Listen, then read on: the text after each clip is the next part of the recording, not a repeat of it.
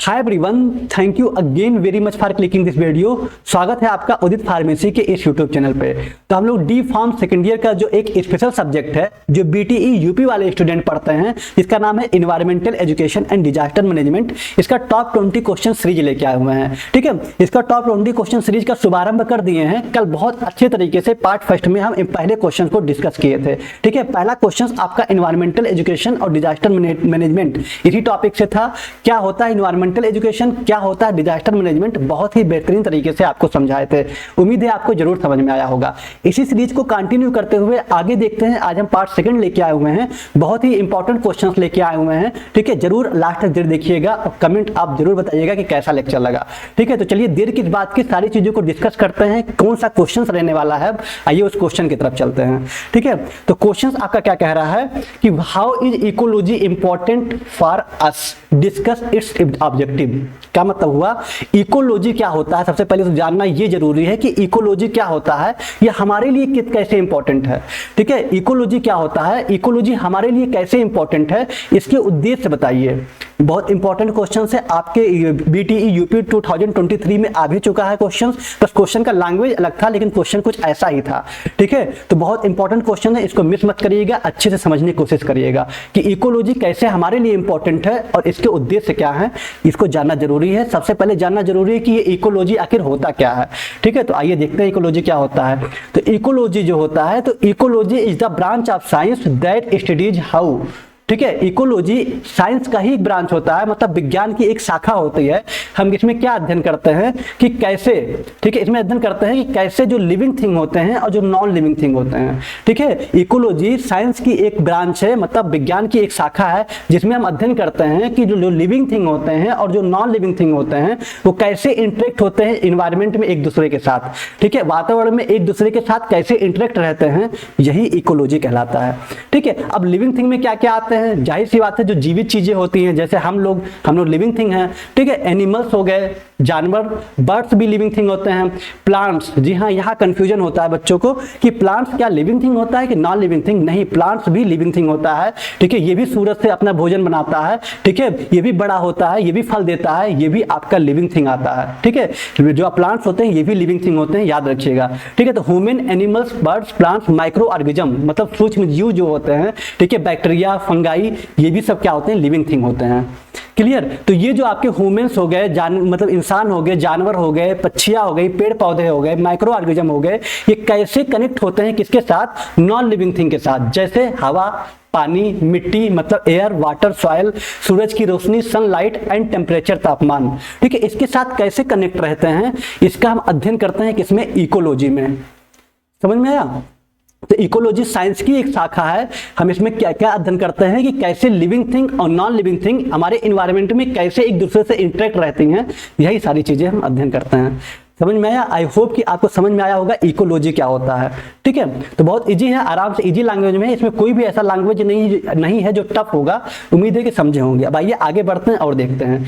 In other words में कहें, अगर अलग शब्दों में कहें कि इकोलॉजी को परिभाषित करें, इकोलॉजी को डिफाइन करें, तो और क्या कह सकते हैं। देखिए, आपके जो environmental education and disaster management में जो क्वेश्चन आते हैं वो 5 नंबर के आते हैं। ठीक है, तो क्वेश्चन को आप लोग को और बना के अच्छे से लिखना पड़ेगा। ठीक है, 5 नंबर का मतलब है कम से कम 2 पेज तक एक क्वेश्चन लिखिए।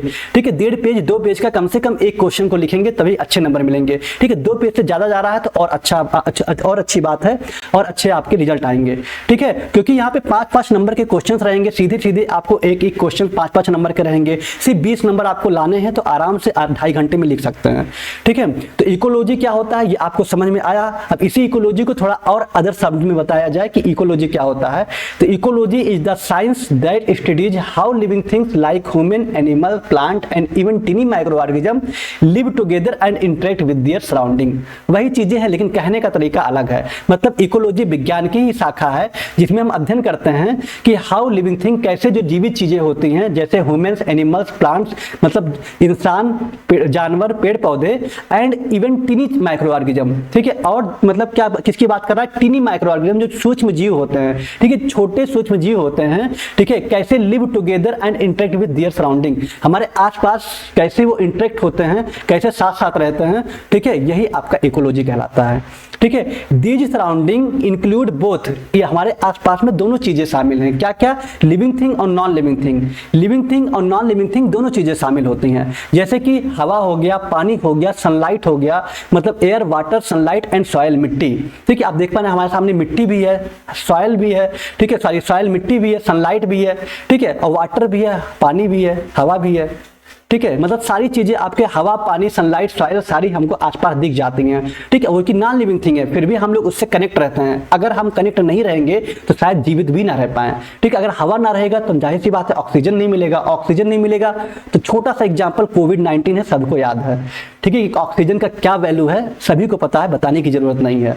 ठीक है, चलिए, ecology help us understand, ecology हमें ये समझने में मदद करता है कि how everything is nature is connected, कैसे प्रत्येक चीजें इस प्रकृति से कनेक्टेड है, जुड़ी हुई हैं, ये हमें समझने में मदद करता है। इकोलॉजी हमें ये समझने में मदद करता है कि कैसे प्रकृति से सारी चीजें जुड़ी हुई हैं, यही इकोलॉजी है।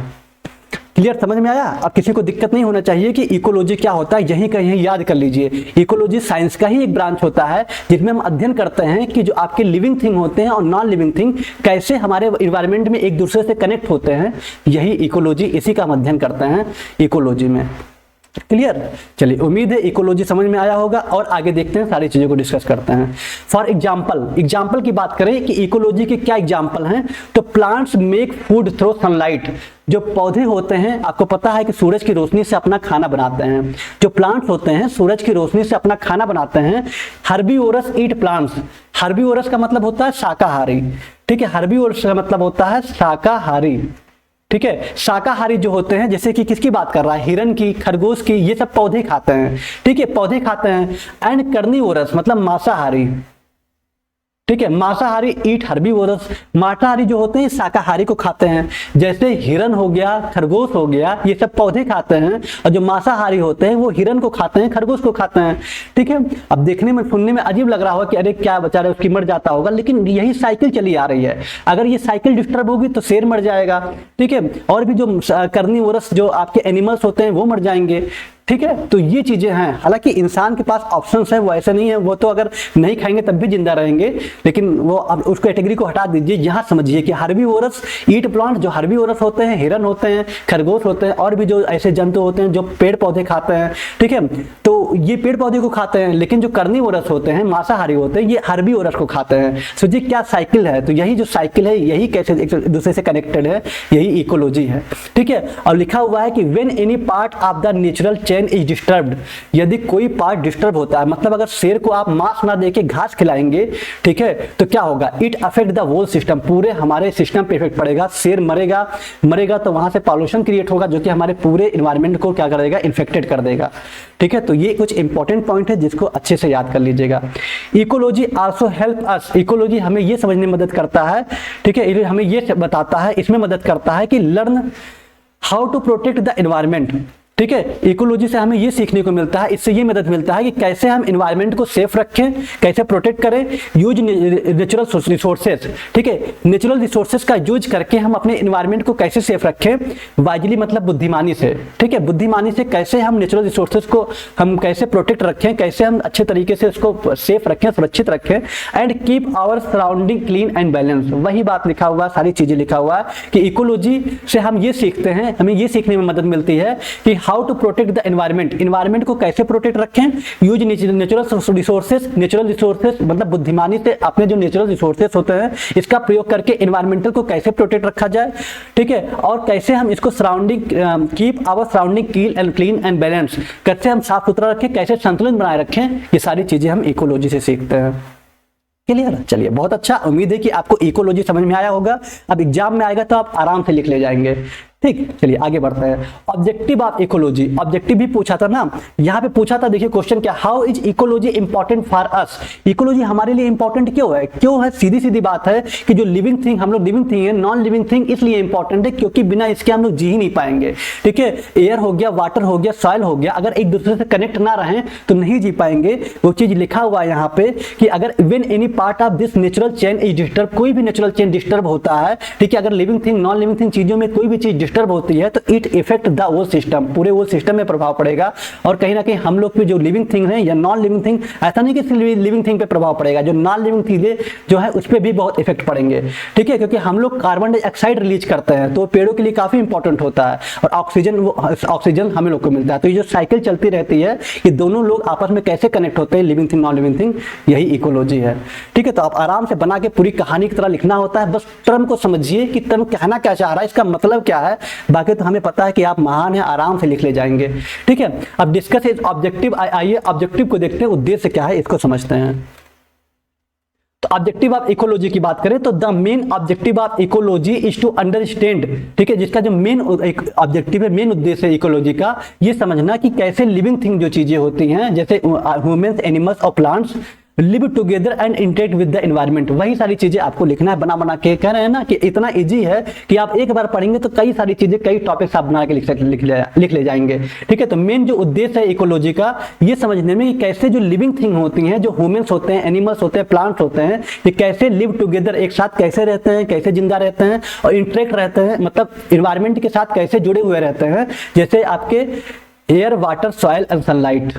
ठीक है, यही तो इकोलॉजी, यही इसका मेन उद्देश्य है कि living thing non living thing environmental में कैसे एक दूसरे से इंटरेक्ट रहते हैं, यही उद्देश्य है। ठीक है, अगर इसको सिंपल वर्ड्स में कहें तो इकोलॉजी हेल्प अस, इकोलॉजी मदद करता है हमें learn how to nature work, कि कैसे प्रकृति अपना काम करती है, ये सीखने में, कि कैसे नेचुरल चीजें, कैसे प्राकृतिक चीजें आपस में काम, मतलब कैसे काम करती हैं, कैसे एक दूसरे से कनेक्ट होती हैं, ये सीखने को मिलता है इकोलॉजी में। ठीक है, understand the connection between all living and non living thing. ठीक है, वही चीज है कि लिविंग थिंग और नॉन लिविंग थिंग के बीच का जो कनेक्शन है, ये सीखने में मदद मिलता है। ठीक है, वही चीज लिखा हुआ है कि लिविंग थिंग और नॉन लिविंग थिंग के बीच का जो कनेक्शन होता है, ये सीखने को मिलता है इकोलॉजी में। क्लियर? प्रोटेक्ट द एनवायरनमेंट, और हम इसमें एनवायरनमेंट को कैसे प्रोटेक्ट रखें, कैसे इसको सुरक्षित रखें, ये सारी चीजें इकोलॉजी से सीखते हैं। तो यही छोटा सा उद्देश्य था। उम्मीद है कि बहुत इजी है, 2-3 बार आप इसको पढ़ चुके हैं, आराम से याद कर लीजिएगा, काफी इजी लैंग्वेज में है। ठीक है, चलिए आगे बढ़ते हैं और सारी चीजों को देखिए। पहला क्वेश्चन आपका कंप्लीट हो गया। दूसरा क्वेश्चन, पहला तो आपको पढ़ा चुके हैं, इकोलॉजी क्या होता है, हमारे लिए क्यों इंपॉर्टेंट है और इसका उद्देश्य क्या है। आप आराम से कहानी को समझ चुके हैं, टर्म को समझ चुके हैं, आप आराम से अपने लैंग्वेज में भी बना के लिख सकते हैं। ठीक है, चलिए अब नेक्स्ट क्वेश्चन की बात करते हैं। अच्छा, यहाँ पे और है थोड़ा सा, चलिए एक पॉइंट और हुआ है इकोलॉजी में कि maintain balance in nature, nature को कैसे संतुलित बनाए रखें, उसको कैसे मेंटेन करें, ये सीखते हैं। So that all living thing can survive and grow, जितने भी जीवित चीजें होते हैं वो सर्वाइव कर सकें और ग्रो कर सकें, मतलब बढ़ सकें और जिंदा रह सकें। ठीक है, यही चीजें हैं, वो तो आप लोग देख ही चुके हुए हैं। तो ये क्वेश्चन कंप्लीट हो गया है, आइए आगे बढ़ते हैं। क्वेश्चन नंबर 3 जो आपके लिए लेके आए हैं, ये भी बहुत इंपॉर्टेंट क्वेश्चन है। डिस्क्राइब इकोसिस्टम, अभी आप इकोलॉजी पढ़े थे, अब इकोसिस्टम पढ़ेंगे। इकोसिस्टम क्या होता है, आइए इसको जानते हैं। And differentiate between ecology and ecosystem. अब देखिए ये क्वेश्चन थोड़ा अलग भी पूछा जा सकता है, सिर्फ खाली यही पूछा जा सकता है कि differentiate between ecology and ecosystem, या फिर डिस्क्राइब इकोसिस्टम, या इसके साथ कुछ और पूछ देगा।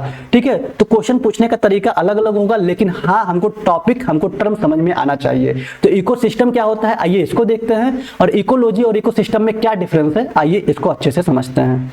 क्लियर? चलिए, इकोसिस्टम थोड़ा सा अगर नॉर्मली तरीके से बात करें तो इकोलॉजी क्या था, अगर नॉर्मली तरीके से बात करें तो इकोलॉजी क्या था। इकोलॉजी में हम यही सीख रहे थे ना, एक इकोलॉजी एक तरह का साइंस था, ठीक है, एक विज्ञान की एक शाखा है। ठीक है, साइंस का ही एक ब्रांच है इकोलॉजी, जिसमें हम ये अध्ययन कर रहे थे, ये सीख रहे थे कि कैसे लिविंग थिंग और नॉन लिविंग थिंग हमारे एनवायरनमेंट में एक दूसरे के साथ कनेक्ट हैं। यही चीज हम सीख रहे थे इकोलॉजी में। लेकिन इकोसिस्टम में क्या होता है कि एक तरह का सिस्टम होता है, एक तरह का स्थान होता है, जहां पे क्या होता है कि जो living thing non living thing चीजें एक दूसरे के साथ कैसे इंटरेक्ट होती हैं, ये देखते हैं। जैसे कैसा स्थान, जैसे जंगल। ठीक है, जंगल पूरा इकोसिस्टम है, वहां पे पेड़ पौधे भी हैं, मिट्टी भी है, सूरज की रोशनी भी आती है, थोड़ी दूर पे पानी भी है, तालाब भी है, मतलब सारा देखिए वो सिस्टम बन गया, इकोसिस्टम है। ठीक है, और देखें पॉइंट, तालाब हो गया, नदी हो गया, तालाब हो गया, तालाब के नीचे भी पेड़ पौधे लगे होते हैं, मछलियां रहती हैं, ठीक है, और भी जानवर होते हैं। तो कैसे वो आपका इकोसिस्टम हो गया, समझ में आया? इकोलॉजी और इकोसिस्टम में, इकोलॉजी में हम हर चीज का अध्ययन करते हैं कि कैसे कैसे living thing non living thing connected होते हैं, और इकोसिस्टम एक तरह का स्थान होता है, ठीक है, एक तरह का प्लेस होता है जहां पे जो आपके living thing non living thing चीजें आपस में कनेक्ट होती हैं, इंटरेक्ट होती हैं। ठीक है, यही बस डिफरेंस है, यही अंतर है। आइए थोड़ा लिखना कैसे है इसको समझते हैं। तो इकोसिस्टम क्या होता है? An ecosystem is a place, ecosystem एक स्थान होता है जहां पे where plants, animals and other living things, पौधे, जानवर और अदर लिविंग थिंग जो जीवित चीजें होती हैं, लिव एंड वर्क टुगेदर, जिंदा रहते हैं और एक साथ काम करते हैं, विथ नॉन लिविंग थिंग के साथ, नॉन लिविंग थिंग के साथ जिंदा रहते हैं और एक साथ काम करते हैं। नॉन लिविंग थिंग मतलब हवा, पानी, सनलाइट एंड सॉयल, ठीक है, ये चीजें समझ में आया? तो इकोसिस्टम एक तरह का स्थान होता है जहां पे जो लिविंग थिंग होती हैं और नॉन लिविंग थिंग एक दूसरे के साथ कनेक्ट होते हैं और जिंदा रहते हैं, ठीक है। एग्जांपल आप इकोसिस्टम की बात करें तो जैसे जंगल हो गया, फॉरेस्ट हो गया, पॉन्ड्स मतलब तालाब हो गया, डिजर्ट्स मतलब रेगिस्तान हो गया, ओशियन मतलब समुद्री महासागर हो गया, ठीक है। तो फॉरेस्ट, पॉन्ड्स, डिजर्ट्स, ओशियन ये एक जगह बताया जा रहा है, एक प्लेस बताया जा रहा है जहां पे living thing, non living thing एक दूसरे के साथ कनेक्ट होते हैं, यही पूरा सिस्टम बनाते हैं, इसी को इकोसिस्टम कहते हैं।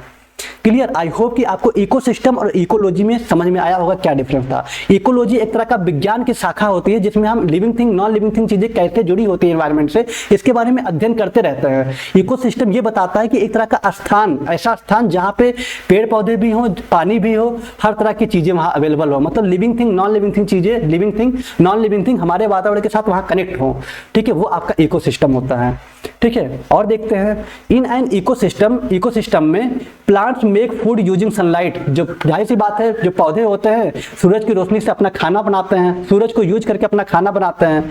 एनिमल ईट प्लांट या अदर एनिमल, ठीक है, एनिमल जो होते हैं, जो जानवर होते हैं, प्लांट को खाते हैं, ठीक है, या अदर एनिमल, ठीक है।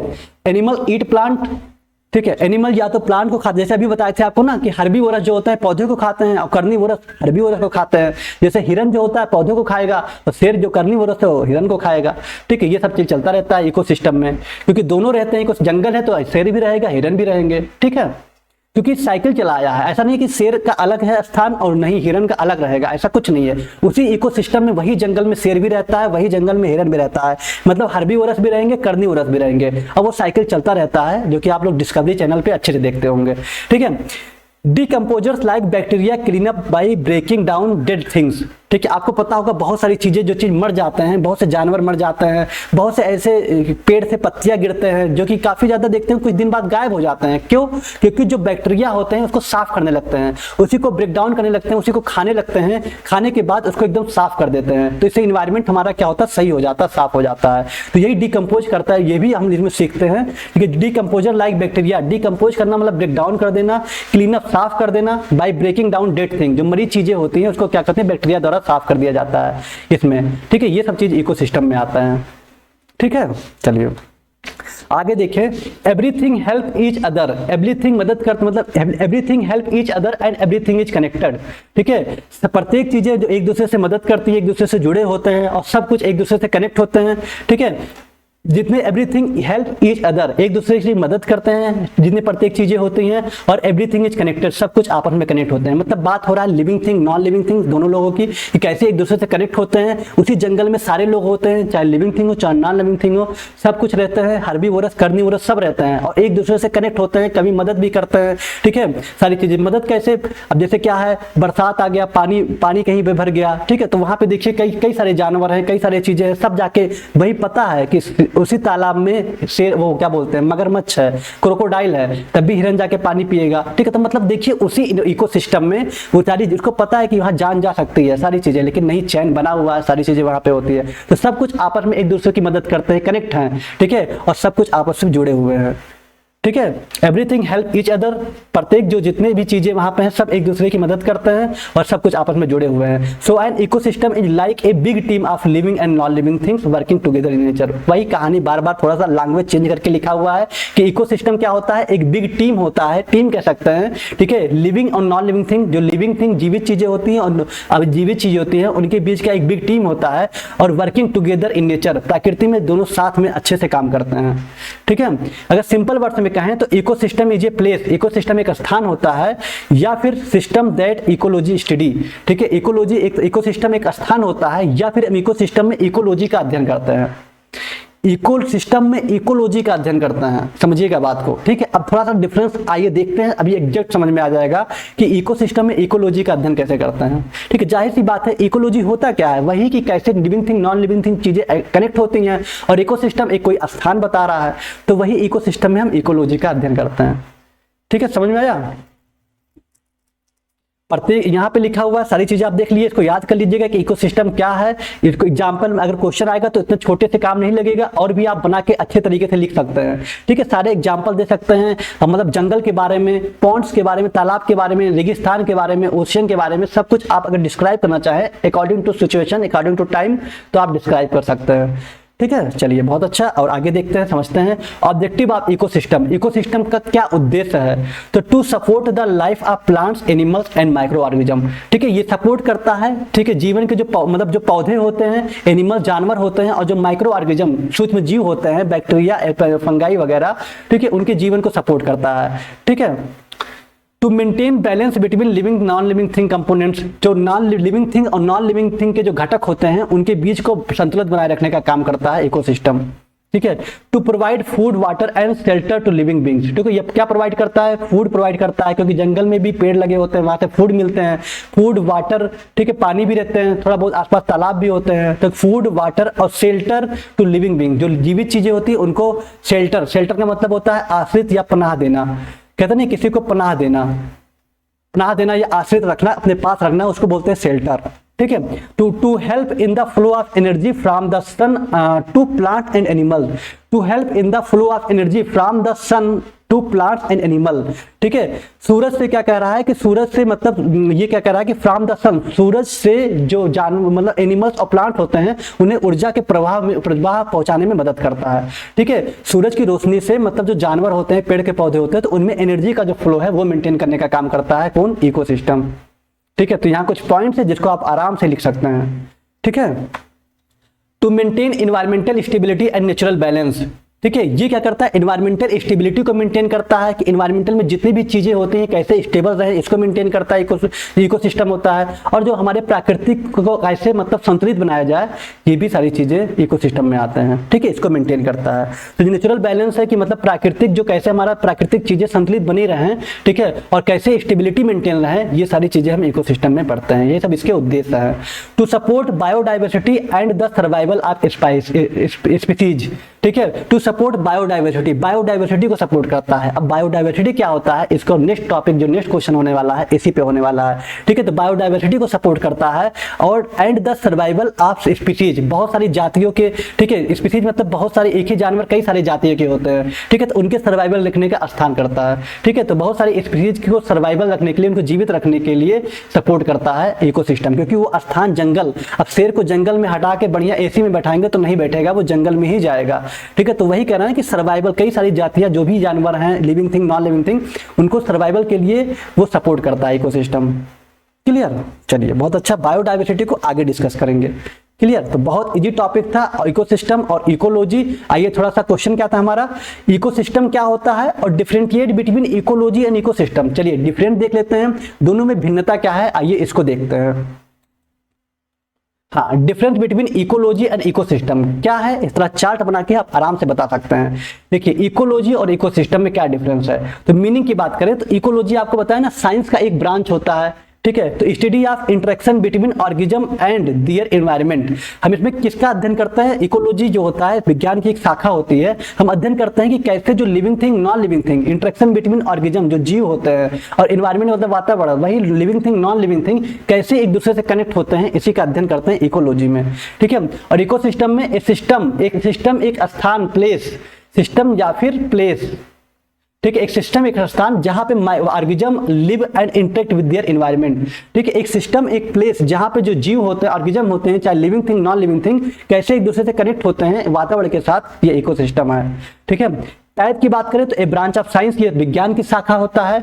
और इकोसिस्टम क्या होता है? ए रियल नेचुरल यूनिट, एक प्राकृतिक इकाई होती है। ठीक है, एक रियल वर्ड प्राकृतिक इकाई होती है इकोसिस्टम। ठीक है, फोकस की बात करें तो रिलेशनशिप एंड इंटरेक्शन, इकोलॉजी में हम रिलेशनशिप और इंटरेक्शन को देखते हैं, कैसे मतलब रिलेशनशिप हो रहा है, कैसे living thing, non living things आप आपस में जुड़े हुए हैं, कैसे इंटरेक्शन, इसको अध्ययन करते हैं। और इकोसिस्टम क्या है? Structure and functioning of the environment, हमारे पर्यावरण का कैसा स्ट्रक्चर है, कैसा उसका कार्य है, ये सब चीज देखते हैं इकोसिस्टम में। क्योंकि जंगल का कोई आकार नहीं, ऑटोमेटिक बनता चला जाता है और वही आपका इकोसिस्टम बन जाता है।